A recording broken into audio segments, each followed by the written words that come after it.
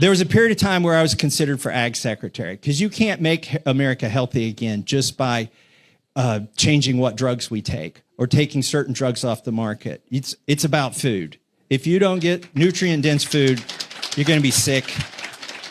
If you raise livestock and you feed them bad hay, there is no amount of injections you can do to keep your cattle alive and healthy. It all starts with good food.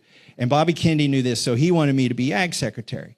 And some of you in this crowd were actually helping on that project, where we were planning out the entire org chart.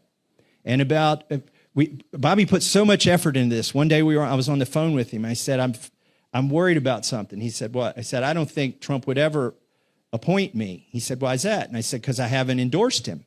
And you guys have put so much work in this. He said, well, it sounds like you need to endorse him. I said, okay, I will. So I said, how do I do that? He said, come to this rally in Wisconsin with me and Tulsi, announce it on stage. And I'm thinking, I don't want to go to Wisconsin in October. So I put it off. I wrote an endorsement of Trump.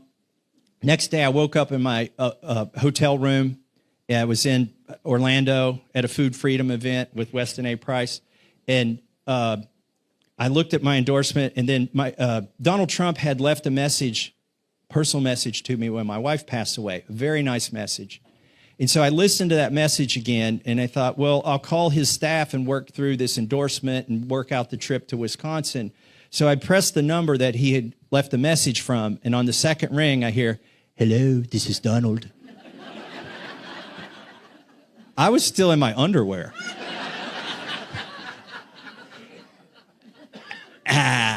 So I thanked him for leaving the message about my wife when she passed away, and he said, that's a hard one. That's a very hard one. You know, Arnold Palmer, he played around a lot, but he did love his wife. And when she passed away, it almost killed Arnie. 5 years later, he got remarried. It was hard. But you're a tough cookie like Arnie. You'll make it through this. And then he paused. He says, I take it back. You're much tougher than Arnie ever was. Then he goes, you're a sharp cookie, too. You went to MIT.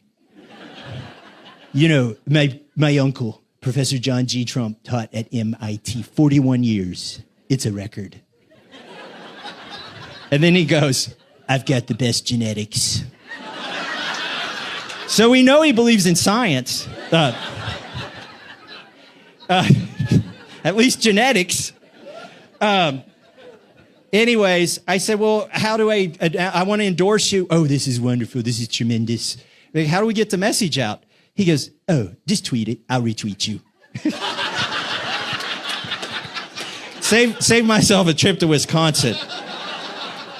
I ultimately, it turned out there was a circle of people around Trump who kept my name from getting to him.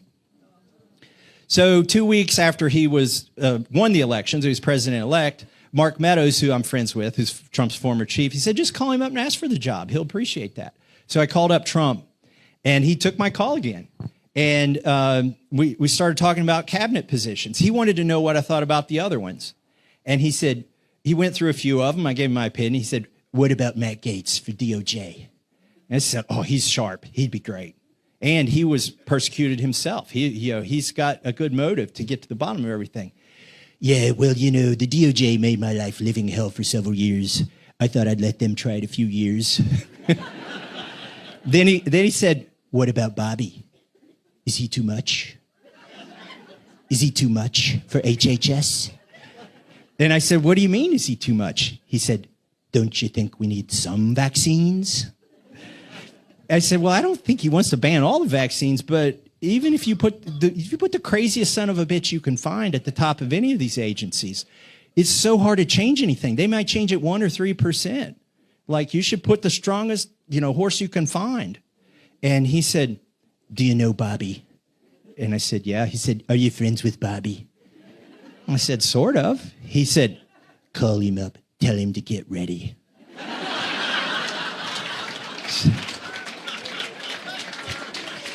So Bobby's supposed to get me a job. So I called up Bobby Kennedy. I said, I've got good news and bad news. Well, what's the bad news? Well, the bad news is Trump thinks you want to ban all vaccines. He said, I never said that. And I said, well, that's what he thinks. I said, you better straighten that out. And he said, why? And I said, because it sounds like he's going to pick you. And so the next day he picked Bobby Kennedy to head up HHS. So.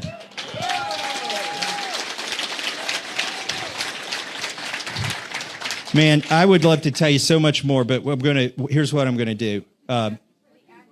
Yeah. Oh, I did ask for the ag job. He goes, oh, I didn't know you wanted it.